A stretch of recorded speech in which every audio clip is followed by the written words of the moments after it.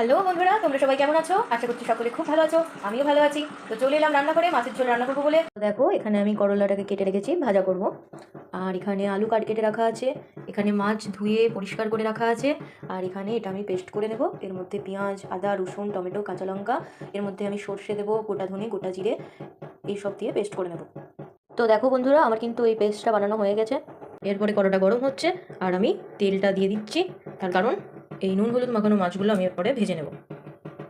দেখো, অল্প পরিমাণে নুন আর অল্প পরিমাণে হলুদ আমি দিয়ে দিচ্ছি। পরে কড়াতে আমি মাছগুলো আস্তে আস্তে দিয়ে দেবো।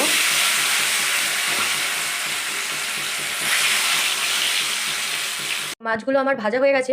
এরপরে এই তেলটাতে আমি আলুগুলো একটু হালকা করে ভেজে নেব। তো এই তেলেতেই আমি সামান্য পরিমাণে নুন আর একটুখানি হলুদ দেবো।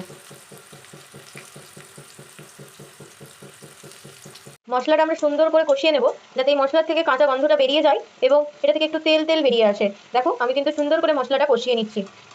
তারপরে দেখো, এই ভেজে রাখা আলুগুলো আমি এরপর এই মশলাটাতে যোগ করে দেবো। দেখো, মশলাটা থেকে কিন্তু ইতিমধ্যেই তেল ছাড়তে শুরু করে দিয়েছে। তো আমি এরপরে এই জল গরমটা দিয়ে দেবো।